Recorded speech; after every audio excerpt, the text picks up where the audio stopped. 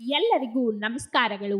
ಕೇಳುಗರೆ, ನೀವು ಕೇಳುತ್ತಿರುವಿರಿ 90.4 FM ಕಂಪನಾಂಕದಲ್ಲಿ ದೀಪಾ ಸಮಾಜ ಸೇವಾ ಕೇಂದ್ರದಿಂದ ಪ್ರಸಾರವಾಗುತ್ತಿರುವ ನಿಮ್ಮ ನೆಚ್ಚಿನ ಗ್ರಾಮೀಣ ಭಾರತಿ 100 ಸ್ವರ ಒಂದೇ ಶ್ರುತಿ. ಇದು ಗಂಗಾವತಿಯ ಸಮುದಾಯ ರೇಡಿಯೋ. ಕನ್ನಡ ರಾಜ್ಯೋತ್ಸವ ಹಾಗೂ ಗ್ರಾಮೀಣ ಭಾರತಿ 90.4 FM ರೇಡಿಯೋದ ಮೊದಲ ವಾರ್ಷಿಕೋತ್ಸವದ ಸಂಭ್ರಮದಲ್ಲಿ ಆಯೋಜಿಸಲಾಗಿರುವ ಬಾನುಲಿ ಕನ್ನಡೋತ್ಸವ, ಮೆರೆಸಲು ಕನ್ನಡ, ಬನ್ನಿ ನಮ್ಮ ಸಂಗಡ ವಿಶೇಷ ರೇಡಿಯೋ ಸರಣಿ ಕಾರ್ಯಕ್ರಮಕ್ಕೆ ತಮಗೆಲ್ಲರಿಗೂ ಆದರದ ಪ್ರೀತಿಯ ಸ್ವಾಗತ. ಕೇಳುಗರೆ, ಇಂದಿನ 22ನೆಯ ಸಂಚಿಕೆಯಲ್ಲಿ ಶ್ರೀ ವಾದಿರಾಜರ ಕೊಡುಗೆಗಳ ಕುರಿತು ವಿಶೇಷ ಸಂವಾದ ಕಾರ್ಯಕ್ರಮದಲ್ಲಿ ಅತಿಥಿಗಳಾಗಿ ಭಾಗವಹಿಸಲಿದ್ದಾರೆ ಸೋದೆ ಶ್ರೀ ವಾದಿರಾಜ ಮಠದ ಪೀಠಾಧಿಪತಿಗಳಾದ ಶ್ರೀ ವಿಶ್ವವಲ್ಲಭ ತೀರ್ಥ ಶ್ರೀಪಾದಂಗಳರವರು ಹಾಗೂ ಸಂವಾದಕರಾಗಿ ಭಾಗವಹಿಸಲಿದ್ದಾರೆ ಹಿರಿಯ ಸಾಹಿತಿಗಳಾದ ಪವನ್ ಕುಮಾರ್ ಗುಂಡೂರುರವರು. ಬನ್ನಿ, ಶ್ರೀ ವಾದಿರಾಜರ ಕೊಡುಗೆಗಳ ಕುರಿತಾದ ವಿಶೇಷ ಸಂವಾದ ಕಾರ್ಯಕ್ರಮವನ್ನ ಕೇಳೋಣ. 90.4 ಗ್ರಾಮೀಣ ಭಾರತೀಯ ಎಲ್ಲ ಶ್ರೋತೃಗಳಿಗೆ ನಮಸ್ಕಾರ. ಬಾನುಲಿ ಕನ್ನಡೋತ್ಸವದ ಪ್ರಯುಕ್ತ ಮೆರೆಸಲು ಕನ್ನಡ, ಬನ್ನಿ ನಮ್ಮ ಸಂಗಡ ಅನ್ನುವ ಯೋಜನೆಯ ಒಂದು ವಿಶೇಷ ಕಾರ್ಯಕ್ರಮ ಇವತ್ತು ನಿಮ್ಮ ಮುಂದೆ ಇಡ್ತಾ ಇದ್ವಿ.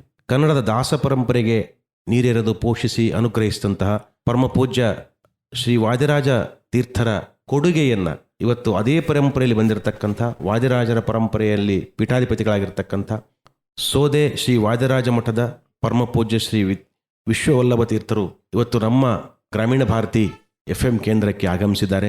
ಅವರ ಅನುಗ್ರಹ ಸಂದೇಶ, ಅಮೃತೋಪದೇಶವನ್ನು ಕೇಳುವಂತಹ ಸೌಭಾಗ್ಯ ನಮಗೆಲ್ಲ ಇವತ್ತು ಒದಗಿದೆ. ಸೋದೆ ಶಿರಸಿ ಹತ್ರ ಬರುವಂಥ ಒಂದು ಗ್ರಾಮವಾದರೂ ಜಗತ್ಪ್ರಸಿದ್ಧಿಯನ್ನು ಹೊಂದಿರತಕ್ಕಂಥ ಗ್ರಾಮ. ಸೋದೆಗೂ ಉಡುಪಿಗೂ ಮತ್ತು ನಮ್ಮ ಕಿಷ್ಕಿಂದೆಗೂ ಒಂದು ಅವಿನಾಭಾವ ಸಂಬಂಧ ಇದೆ. ಕನ್ನಡದ ಮೊದಲ ಘಟ್ಟ ದಾಸ ಪರಂಪರೆ ಬೆಳೆದದ್ದು ವಿಜಯನಗರ ಹಂಪೆಯಲ್ಲಿ. ಆ ಹಂಪೆಯಲ್ಲಿಯೇ ಕೆಲವು ಕಾಲ ವಾದಿರಾಜರು, ಶ್ರೀ ವಿಜೇಂದ್ರ ತೀರ್ಥರು ಮತ್ತು ಕನಕ ಪುರಂದರರು ವ್ಯಾಸರಾಜರ ಒಂದು ಮಾರ್ಗದರ್ಶನದಲ್ಲಿ ವಿದ್ಯಾಭ್ಯಾಸವನ್ನು ಮಾಡಿದವರು. ವಿಶ್ವಪಾವನ ಮಠದಲ್ಲಿ ಎಲ್ಲರೂ ಅಧ್ಯಯನ ಮಾಡಿರ್ತಕ್ಕಂಥದ್ದು ನಮಗೆ ಚರಿತ್ರೆಯ ಪುಟಗಳಿಂದ ತಿಳಿದು ಬರ್ತದೆ. ಅಂತಹ ದೊಡ್ಡ ಯೋಗಿಗಳು, ಸಂತರು ಇಡೀ ಲೋಕೋದ್ಧಾರಕ್ಕಾಗಿ ಎಲ್ಲ ರೀತಿಯಿಂದ ಜನರನ್ನು ಉದ್ಧಾರ ಮಾಡಲಿಕ್ಕೆ ಕನ್ನಡದಲ್ಲಿ ರಚನೆ ಮಾಡಿದಂಥವರು. ಕನ್ನಡದ ದಾಸ ಪರಂಪರೆಗೆ ಶ್ರೀಪಾದರಾಜರು, ವ್ಯಾಸರಾಯರು ಮತ್ತು ವಾದಿರಾಜರು, ರಾಘವೇಂದ್ರ ಸ್ವಾಮಿಗಳ ಕೊಡುಗೆ ಬಹಳ ಮಹತ್ವದ್ದು. ಆ ನಿಟ್ಟಿನಲ್ಲಿ ಸೋದೆಯ ಶ್ರೀ ವಾದಿರಾಜರು ಹಂಪೆಯಲ್ಲಿ ಕೆಲವು ಕಾಲ ಇದ್ದರು. ಇಲ್ಲೆಲ್ಲ ಅವರೆಲ್ಲ ನಡೆದಾಡಿದಂತಹ ಜಾಗ ಪರಮ ಪವಿತ್ರವಾದ ನೆಲ, ಆನೆಗುಂದಿಯನ ವೃಂದಾವನ, ಹಂಪೆ. ಹೀಗೆ ಇಂತಹ ಪ್ರದೇಶದಲ್ಲಿ ಇವತ್ತು ನಮಗೆ ಸೋದೆ ವಾದಿರಾಜ ಮಠದ ಪೀಠಾಧಿಪತಿಗಳಾದಂಥ ಪರಮ ಪೂಜ್ಯ ಶ್ರೀಪಾದಂಗಳವರು ಆಗಮಿಸಿ ಕನ್ನಡಕ್ಕೆ, ಕನ್ನಡದ ಸಾಂಸ್ಕೃತಿಕ ಪರಂಪರೆಗೆ, ಕರ್ನಾಟಕದ ಒಂದು ಸಾಮಾಜಿಕ ಕ್ಷೇತ್ರಕ್ಕೆ, ಸಾಹಿತ್ಯಿಕ ಕ್ಷೇತ್ರಕ್ಕೆ ಶ್ರೀ ವಾದಿರಾಜರ ಕೊಡುಗೆಯ ಬಗ್ಗೆ ಇವತ್ತು ಅವರೊಡನೆ ಕೆಲವು ನಿಮಿಷಗಳ ಕಾಲ ಒಂದು ಚಿಕ್ಕ ಸಂವಾದ ಇಲ್ಲಿ ನಡೆಯಲಿದೆ. ಪರಮಪೂಜ್ಯ ಶ್ರೀಪಾದಂಗಳವರಿಗೆ ಈ ಒಂದು ಸಂವಾದಕ್ಕೆ ಭಕ್ತಿಪೂರ್ವಕವಾದ ಪ್ರಣಾಮಗಳನ್ನು ಅರ್ಪಿಸ್ತಾ ಸ್ವಾಗತವನ್ನು ಕೋರ್ತೇನೆ. ನಮಸ್ಕಾರ ಸ್ವಾಮಿ. ವಾದಿರಾಜರ ಕೊಡುಗೆ ಕರ್ನಾಟಕಕ್ಕೆ, ಕನ್ನಡ ಭಾಷೆಗೆ ಮತ್ತು ಕರ್ನಾಟಕದ ಸಮಾಜಕ್ಕೆ ಅವರು ಕೊಟ್ಟಿರ್ತಕ್ಕಂಥದ್ದು. ಉಡುಪಿಯ ಪರ್ಯಾಯದಿಂದ ಹಿಡಿದು ನಮ್ಮ ಹಂಪೆ ಅವರ ವಿದ್ಯಾಭ್ಯಾಸದ ಸಂದರ್ಭದಲ್ಲಿಂದ ಹಿಡಿದು ಉಡುಪಿ ಪರ್ಯಾಯ ಮತ್ತು ಸೋದೆ ಮತ್ತು ಈಗ ನೀವು ಕಿಷ್ಕಿಂದೆಗೆ ಬಂದಿದ್ದೀರಿ. ಇಲ್ಲೆಲ್ಲ ನೀವು ತುಂಬ ಸಂಚಾರ ಮಾಡಿದ್ದೀರಿ. ವಾದಿರಾಜರು ತಿರುಗಾಡಿರ್ತಕ್ಕಂಥ ಪ್ರದೇಶಗಳಿಲ್ಲ, ಅವರು ತಿರುಗಾಡದೇ ಇರತಕ್ಕಂಥದ್ದು. ಬಹುಶಃ ಕನ್ನಡದ ನನ್ನ ದೃಷ್ಟಿಯಲ್ಲಿ ಕನ್ನಡದ ಮೊಟ್ಟ ಮೊದಲ ಒಂದು ಟೂರಿಸ್ಟ್ ಡೈರಿ ಅಂದರೆ ಅದು ವಾದಿರಾಜರ ತೀರ್ಥ ಪ್ರಬಂಧ ಅಂತ ನಾನು ಭಾವಿಸ್ತೀನಿ. ಅದಾದಮೇಲೆ ವಿಜಯದಾಸರು ತೀರ್ಥಕ್ಷೇತ್ರ ಮಹಿಮಾ ಸುಳಾದಿಗಳು ಬರೆದರು. ಭಾರತದ, ಅಖಂಡ ಭಾರತದ ಯಾವುದೇ ಪ್ರದೇಶದ ಬಗ್ಗೆ ನಮಗೆ ತಿಳಿಯಬೇಕು, ಪೌರಾಣಿಕ ಹಿನ್ನೆಲೆ, ಅದರ ಮಹತ್ವ ಅರ್ಥಕೊಳ್ಬೇಕಂದ್ರೆ ನಾವು ವಾದಿರಾಜರ ತೀರ್ಥ ಪ್ರಬಂಧವನ್ನು ನೋಡಲೇಬೇಕು. ಇವತ್ತಿಗೂ ತೀರ್ಥಯಾತ್ರೆ ಮಾಡುವವರು ವಾದಿರಾಜರ ತೀರ್ಥ ಪ್ರಬಂಧವನ್ನು ಹಿಡ್ಕೊಂಡೇ ಹೋಗ್ತಾರೆ. ಅದನ್ನು ತೀರ್ಥ ಪ್ರಬಂಧ ನೋಡದೆ ನಾವು ಯಾತ್ರೆ ಮಾಡಿದರೆ ಅದು ಅಪೂರ್ಣ ಆಗ್ತದೆ ಅನ್ನುವಂಥ ಒಂದು ಅತ್ಯಂತ ನಂಬಿಕೆ ನಮ್ಮ ಜನರಲ್ಲಿ ನೆಲೆಯೂರಿದೆ. ಅಂತಹ ದೊಡ್ಡ ಸಾಧಕರು, ಯೋಗಿಗಳು, ಅನುಭಾವಿಗಳು, ಸಂತರು, ಮಧ್ವಾಚಾರ್ಯ ಪರಂಪರೆಯಲ್ಲಿ ಬಂದಿರತಕ್ಕಂಥ ಒಂದು 3-4 ಜನ ಯತಿಗಳು ಜನಸಾಮಾನ್ಯರಿಗೆ ಪ್ರಿಯವಾದವರು, ಜನಸಾಮಾನ್ಯರನ್ನು ಉದ್ಧಾರ ಮಾಡಿದವರು. ಸಾವಿರಾರು ಜನ ಯತಿಗಳು ಬಂದೋದ್ರು ಕೂಡ ಈ 4 ಜನ ಯತಿಗಳು ಬಹಳ ವಿಶೇಷವಾಗಿ ಜನಸಾಮಾನ್ಯರ ಉದ್ಧಾರಕ್ಕಾಗಿ ಅನುಗ್ರಹವನ್ನು ಮಾಡಿದ್ದಾರೆ. ಪರಮಪೂಜ್ಯ ಶ್ರೀಪಾದಂಗಳವರು ವಾದಿರಾಜರ ಕುರಿತು ತಮ್ಮ ಅಮೃತ ಪುಷ್ಪ ನೀಡಬೇಕಂತ ನಾನು ತಮ್ಮಲ್ಲಿ ಪ್ರಾರ್ಥಿಸ್ತೇನೆ. ಈ ನಮ್ಮ ವಾಂಗ್ಮಯ ಪ್ರಪಂಚಕ್ಕೆ ವಾದಿರಾಜರ ಕೊಡುಗೆ ಬಹಳ ದೊಡ್ಡದು.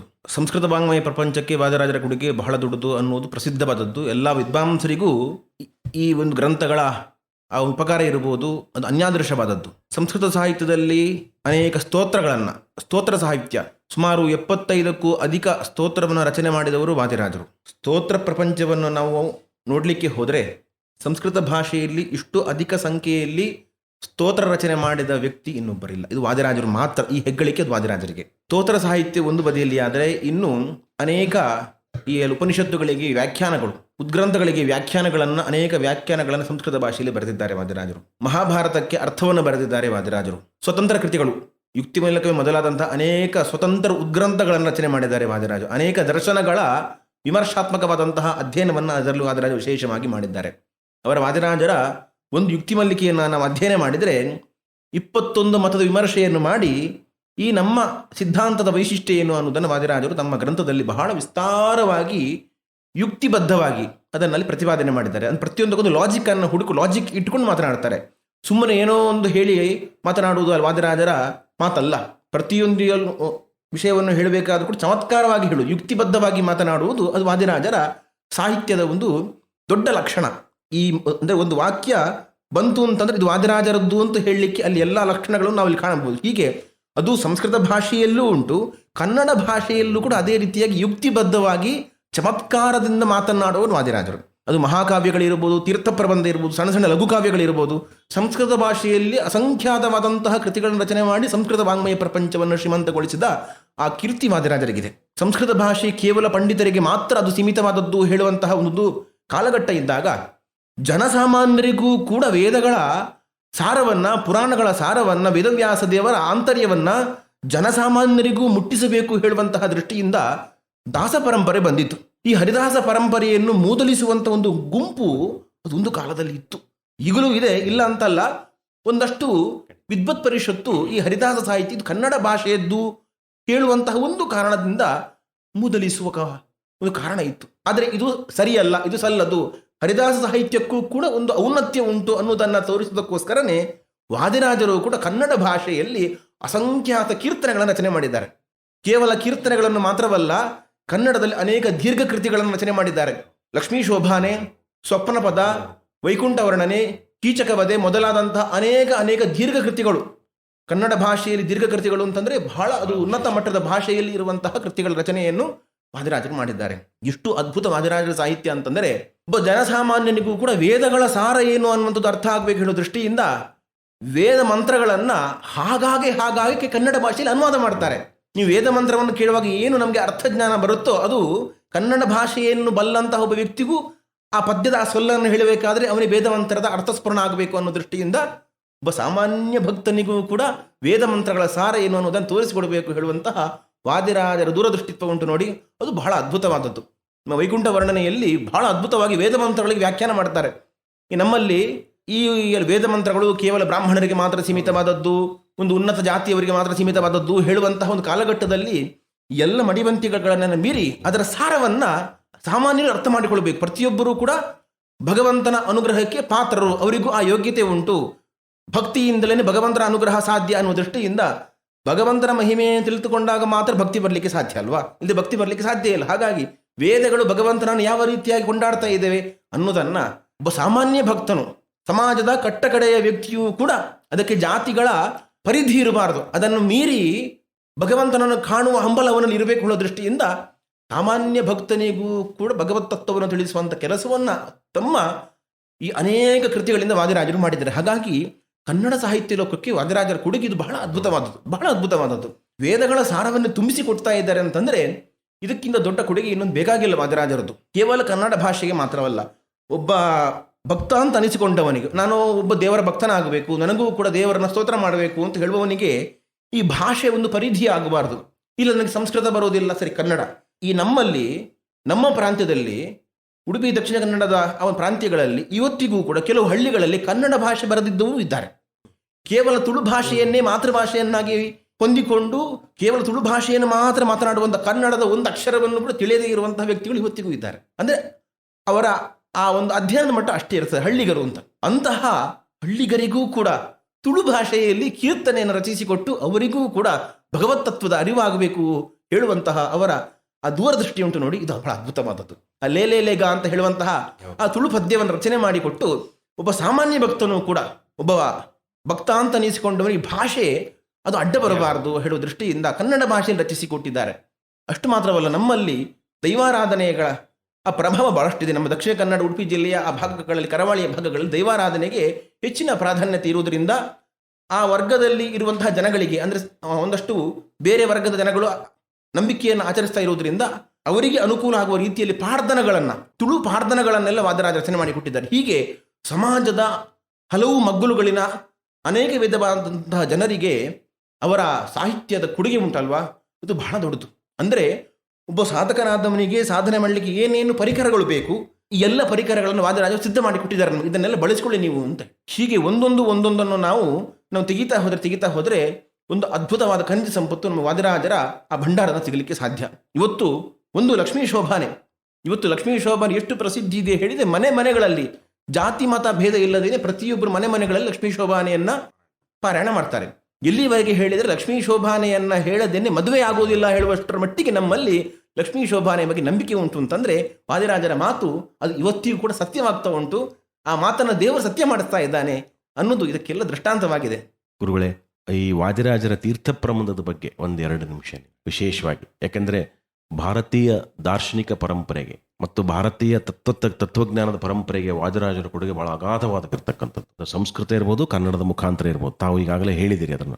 ತೀರ್ಥ ಪ್ರಬಂಧ ಅನ್ನುವಂಥದ್ದು ಒಂದು ಹೊಸ ರೀತಿಯಾದಂತಹ ಗ್ರಂಥ. ಭಾರತೀಯ ತೀರ್ಥಕ್ಷೇತ್ರಗಳು ಬಹಳ ಮಹತ್ವದ್ದು. ನಾವು ತೀರ್ಥಕ್ಷೇತ್ರಗಳು ಹೋಗಿ ಬಂದ ಮೇಲೆ ಹೊಸ ಮನುಷ್ಯನಾಗುವಂಥ ರೀತಿ ಒಳಗಡೆ ಅಲ್ಲಿಯ ಸ್ಥಳ ಮಹಿಮೆ, ಅಲ್ಲಿಯ ಪಾವಿತ್ರ್ಯತೆ, ಅಲ್ಲಿಯ ಪುಣ್ಯಕರವಾದ ಸಂಗತಿಗಳನ್ನು ಬಹಳ ಅದ್ಭುತವಾಗಿ ತೀರ್ಥ ಪ್ರಬಂಧದಲ್ಲಿ ಕಟ್ಟಿಕೊಟ್ಟಿದ್ದಾರೆ. ತಮ್ಮ 2 ನಿಮಿಷದಲ್ಲಿ ಆ ತೀರ್ಥ ಪ್ರಬಂಧದ ಬಗ್ಗೆ ಹೇಳಬೇಕಂತ. ಇಡೀ ಸಂಸ್ಕೃತ ವಾಂಗ್ಮಯ ಪ್ರಪಂಚದಲ್ಲಿ, ಇದು ಕೇವಲ ಮಾಧ್ವರಿಗೆ ಸಂಬಂಧಪಟ್ಟದ್ದು ನಾನು ಹೇಳುವುದಿಲ್ಲ, ಇಡೀ ಸಂಸ್ಕೃತ ಭಾಷೆಯ ಸಂಸ್ಕೃತ ವಾಂಗ್ಮಯ ಪ್ರಪಂಚದಲ್ಲಿ ತೀರ್ಥ ಪ್ರಬಂಧ ಹೇಳುವಂಥ ಗ್ರಂಥ ಇದು ಬಹಳ ಅದ್ಭುತವಾದದ್ದು. ಸಂಸ್ಕೃತದ ಮೊಟ್ಟ ಮೊದಲ ಯಾತ್ರಾ ಪ್ರಬಂಧ, ಟ್ರಾವಲಾಗ್ ಅಂತ ಹೇಳಬಹುದು. ಇದು ಮೊಟ್ಟ ಮೊದಲ ಕೃತಿ ಸಂಸ್ಕೃತದಲ್ಲಿ. ಇದು ಒಂದೇ, ಮತ್ತೊಂದು ಕೃತಿ ಸಂಸ್ಕೃತದಲ್ಲಿ ಬರಲಿಲ್ಲ. ಕನ್ನಡದಲ್ಲಿ ವಿಜಯದಾಸರ ಸುಳಾದಿ ಬಂದಿದೆ ಬಿಟ್ಟರೆ ಸಂಸ್ಕೃತದಲ್ಲಿ ಇದೊಂದೇ ಬಂದದ್ದು. ಇದು ವಾದಿರಾಜರ ಕೊಡುಗೆ. ಸುಮಾರು 100ಕ್ಕೂ ಅಧಿಕ ಕ್ಷೇತ್ರಗಳ ವರ್ಣನೆಯನ್ನು ವಾದಿರಾಜರು ಈ ಒಂದು ತೀರ್ಥ ಪ್ರಬಂಧ ಎಂಬ ಗ್ರಂಥದಲ್ಲಿ ಮಾಡಿದ್ದಾರೆ. ನಿಮಗೆ ಕೇವಲ ದೇವಸ್ಥಾನಗಳ, ಭಗವಂತನ ಮೂರ್ತಿಗಳ ವರ್ಣನೆಯನ್ನು, ಸ್ತೋತ್ರವನ್ನು ವಾದಿರಾಜರು ಮಾಡಿದ್ದಲ್ಲ, ನದಿಗಳ ವರ್ಣನೆ ಮಾಡಿದ್ದಾರೆ, ಪರ್ವತಗಳ ವರ್ಣನೆ ಮಾಡಿದ್ದಾರೆ, ನಮ್ಮ ಪ್ರಕೃತಿಯನ್ನು ಹೇಗೆ ಆರಾಧಿಸಬೇಕು, ವೃಕ್ಷಗಳಲ್ಲಿ ಭಗವಂತನ ಸನ್ನಿಧಾನ ಹೇಗೆ ಇದೆ ಅಂತೇಳಿ ವೃಕ್ಷಗಳ, ನದಿಗಳ, ಪರ್ವತಗಳ ಎಲ್ಲ ವರ್ಣನೆಯನ್ನು ಮಾಡಿದ್ದಾರೆ ಈ ಒಂದು ತೀರ್ಥ ಪ್ರಬಂಧ ಎಂಬ ಗ್ರಂಥದಲ್ಲಿ. ಹಾಗಾಗಿ ನಮ್ಮ ಈ ಉಪಾಸನೆ ಎನ್ನುವಂಥದ್ದು ಕೇವಲ ದೇವಸ್ಥಾನದಲ್ಲಿ, ದೇವರ ವಿಗ್ರಹದಲ್ಲಿ ಮಾತ್ರವಲ್ಲ, ನದಿ, ಪರ್ವತ, ವೃಕ್ಷ ಮೊದಲಾದವುಗಳಲ್ಲಿಯೂ ಕೂಡ ನಾವು ಹಿಂದೂ ಧರ್ಮರು, ಸನಾತೀಯರು, ನಾವು ವ್ಯಾಪ್ತೋಪಾಸಕರು. ನಮ್ಮ ಈ ಪರಂಪರೆ ಅದು ಎಲ್ಲ ಕಡೆ ಇಡೀ ಪ್ರಕೃತಿಯನ್ನು ಪೂಜಿಸುವಂತಹ ಸಂಸ್ಕಾರ ನಮ್ಮಲ್ಲಿ ಉಂಟು ಅನ್ನೋದನ್ನು ತಮ್ಮ ಈ ತೀರ್ಥ ಪ್ರಬಂಧ ಕೃತಿಯಲ್ಲಿ ವಾದಿರಾಜ ತೋರಿಸಿಕೊಟ್ಟಿದ್ದಾರೆ. ಸಹ್ಯ ಪರ್ವತದ ವರ್ಣನೆಯನ್ನು ಮಾಡ್ತಾರೆ, ಕುಮಾರ ಪರ್ವತದ ವರ್ಣನೆಯನ್ನು ಮಾಡ್ತಾರೆ, ಅನೇಕ ಗಂಗೆ, ಯಮುನೆ ಮೊದಲಾದ ಅನೇಕ ನದಿಗಳ, ಅಸಂಖ್ಯಾತ ನದಿಗಳ ವರ್ಣನೆಯನ್ನು ಮಾಡ್ತಾರೆ. ಹೀಗೆ 10 ಹಲವು ರೀತಿಯಿಂದ ನೆಲ, ಜಲ, ಭಾಷೆಯ ಬಗ್ಗೆ ಇರುವಂತಹ ಆ ಗೌರವ ವಾದಿರಾಜರಿಗೆ ಬಹಳ ಅನ್ಯಾದೃಶವಾದದ್ದು. ಇನ್ನು ತೀರ್ಥ ಪ್ರಬಂಧ ಯಾಕೆ ಮುಖ್ಯ ಅಂತ ಕೇಳಿದರೆ, ಒಬ್ಬ ವ್ಯಕ್ತಿ ತೀರ್ಥಯಾತ್ರೆಗೆ ಹೋಗ್ತಾನೆ. ತೀರ್ಥಯಾತ್ರೆಗೆ ಹೋಗುವ ಉದ್ದೇಶ ಏನು ಅವನಿಗೆ? ಆ ಒಂದು ತೀರ್ಥ ಕ್ಷೇತ್ರದ ಇರುವಂತಹ ಭಗವಂತನ ಸಾನ್ನಿಧ್ಯಕ್ಕೆ ನಮಸ್ಕರಿಸಿ ಆ ಭಗವಂತನ ಒಂದು ಅನುಗ್ರಹವನ್ನು ನಾವು ಸಂಪಾದನೆ ಮಾಡಬೇಕು ಅಂತ. ನಾವು ಸುಮ್ಮನೆ ಯಾಂತ್ರಿಕವಾಗಿ ಅಲ್ಲಿಗೆ ಹೋದೆ ಬಂದೆ ಅಂತಂದರೆ ನಮ್ಮ ಆ ಒಂದು ತೀರ್ಥಯಾತ್ರೆ ಸಫಲ ಆಗುವುದಿಲ್ಲ. ಆ ತೀರ್ಥಕ್ಷೇತ್ರದ ಮಹಿಮೆಗಳನ್ನು ತಿಳಿದುಕೊಂಡು ಅನುಸಂಧಾನಪೂರ್ವಕವಾಗಿ ನಾವು ಅಲ್ಲಿ ಯಾತ್ರೆಯನ್ನು ಮಾಡಿದಾಗ ಮಾತ್ರ ಆ ತೀರ್ಥಯಾತ್ರೆ ಸಫಲವಾಗ್ತದೆ. ವಾದಿರಾಜರು ತಮ್ಮ ಈ ಗ್ರಂಥದ ಆರಂಭದಲ್ಲಿ ಹೇಳ್ತಾರೆ, ನಾನು ಯಾಕೆ ಈ ಗ್ರಂಥವನ್ನು ರಚನೆ ಮಾಡಿದೆ ಅಂತ ಹೇಳಿದರೆ, ತೀರ್ಥಕ್ಷೇತ್ರ ತದೀಶಾನ ಮಹಾತ್ಮ್ಯಾನಿ ಯಥಾಮತಿ ಅಂತ. ಅಂದರೆ ಆ ತೀರ್ಥಕ್ಷೇತ್ರಗಳ, ಆ ತೀರ್ಥಕ್ಷೇತ್ರಾಭಿಮಾನಿ ದೇವತೆಯ ಆ ಮಹಾತ್ಮೆಯನ್ನು ನಾನು ಎಷ್ಟು ಬೇಕೋ ಅಷ್ಟು ನಾನು ನಿಮಗೆ ಉಪದೇಶ ಮಾಡ್ತೇನೆ ಅಂತೇಳಿ ಆರಂಭದಲ್ಲಿ ಗ್ರಂಥಾರಂಭವನ್ನು ಮಾಡ್ತಾರೆ. ಅಂದರೆ ತೀರ್ಥಕ್ಷೇತ್ರವನ್ನು, ತೀರ್ಥಕ್ಷೇತ್ರದಲ್ಲಿ ಇರುವಂಥ ಈಶನನ್ನು, ಭಗವಂತನನ್ನು ಕೊಂಡಾಡುವಂಥ ಗ್ರಂಥ ಇದು ಅಂತ ಗೊತ್ತಾಗ್ತದೆ. ಸುಮ್ಮನೆ ಅವರೇ ಸ್ವಂತ ಬುದ್ಧಿಯಿಂದ ಕಲ್ಪಿಸಿಕೊಂಡು ಹೇಳಿದ್ರಾ ಅಂತ ಕೇಳಿದರೆ ಎಲ್ಲಿಯೂ ಕೂಡ ವಾದಿರಾಜರು ಸ್ವಕೋಪೋಲ ಕಲ್ಪಿತವಾಗಿ ಎಲ್ಲಿಯೂ ಕೂಡ ಮಾತನಾಡಲಿಲ್ಲ. ಈ ಕ್ಷೇತ್ರಗಳಿಗೆ ಇರುವಂತಹ ಪುರಾಣಗಳ ಹಿನ್ನೆಲೆ ಏನು, ವೇದಗಳ ಹಿನ್ನೆಲೆ, ವೇದಗಳಲ್ಲಿ ಈ ಕ್ಷೇತ್ರದ ಬಗ್ಗೆ ಏನು ಹೇಳಿದ್ದಾರೆ, ಪುರಾಣಗಳಲ್ಲಿ ಈ ಕ್ಷೇತ್ರದ ಹಿನ್ನೆಲೆ ಏನು ಉಂಟು, ಇತಿಹಾಸ ಏನು ಹೇಳ್ತಾ ಉಂಟು ನೋಡಿ. ಇತಿಹಾಸವನ್ನು ಕೂಡ ಸೇರಿಸಿಕೊಂಡು ಮಾತನಾಡುವ ವಾದಿರಾಜ ಕೇವಲ ಪುರಾಣದ ಐತಿಹ್ಯವನ್ನು ಹೇಳಿದರು ಅಲ್ಲ, ಆ ಸ್ಥಳೀಯ ಇತಿಹಾಸ ಏನು ಉಂಟು ಅನ್ನೋದನ್ನು ಸೇರಿಸಿಕೊಂಡು ಮಾತನಾಡುವುದು ವಾದಿರಾಜರ ಚಮತ್ಕಾರ. ಇದೆಲ್ಲವನ್ನು ಕೂಡ ಸಮಗ್ರವಾಗಿ ಕ್ರೋಢೀಕರಿಸಿ ಒಂದು ಪುಟ್ಟ ಶ್ಲೋಕದಲ್ಲಿ ವಾದಿರಾಜರು ಆ ಕ್ಷೇತ್ರದ ಮಹಿಮೆಯನ್ನು ವರ್ಣನೆ ಮಾಡ್ತಾರೆ. ಒಬ್ಬ ಸಾಧಕನಿಗೆ ಒಂದು ಪುಟ್ಟ ಶ್ಲೋಕವನ್ನು ಹೇಳಿದಾಗ ಸಮಗ್ರವಾದಂತಹ ಕ್ಷೇತ್ರದ ವೈಭವ ಅವರ ತಲೆಯಲ್ಲಿ ತುಂಬಿಬಿಡ್ತದೆ. ಎಂದು ವೇದಗಳಲ್ಲಿ ಈ ಕ್ಷೇತ್ರದ ಮಹಿಮೆ ಏನುಂಟು, ಪುರಾಣಗಳಲ್ಲಿ ಮಹಿಮೆ ಉಂಟು, ಈ ಕ್ಷೇತ್ರದ ಇತಿಹಾಸ ಏನುಂಟು ಅನ್ನೋದು ಆ ಪುಟ್ಟ ಶ್ಲೋಕದಲ್ಲಿ ಅದನ್ನು ತುಂಬಿಸಿ ಕೊಡ್ತಾ ಇದ್ದಾರೆ ಅಂತಂದರೆ ಅವರ ಆ ಸಮರ್ಥ್ಯ ಇಂಥದ್ದೊಂದು ಯೋಚನೆ ಮಾಡಿ. ಒಬ್ಬ ಸಾಧಕನಾದವನಿಗೆ ಬಹಳ ಸುಲಭವಾಗಿ ಇದನ್ನೆಲ್ಲ ಕೊಡಬೇಕು ಅಂತ, ಅರ್ಥೈಸಬೇಕು ಅಂತ ತುಂಬ ಕಷ್ಟಪಡಬಾರದು ಅವರೆಲ್ಲರೂ ಕೂಡ ಅಂತೇಳಿ ಇಂತಹ ದೊಡ್ಡ ಉಪಕಾರವನ್ನು ತೀರ್ಥ ಪ್ರಬಂಧ ಎಂಬ ಗ್ರಂಥದ ಮೂಲಕ ಮಾಡಿದ್ದಾರೆ. ಇದು ನೋಡ್ಲಿಕ್ಕೆ ಗಾತ್ರದಲ್ಲಿ ಬಹಳ ಪುಟ್ಟ ಕೃತಿ, 240 ಚಿಲ್ಲರೆ ಅಷ್ಟೇ ಏನೋ ನಿಮ್ಮ ಶ್ಲೋಕ ಉಂಟು ಅಷ್ಟೇ. ಅದರಲ್ಲಿ ಬಿಟ್ಟರೆ 4 ಪ್ರಬಂಧಗಳುಂಟು.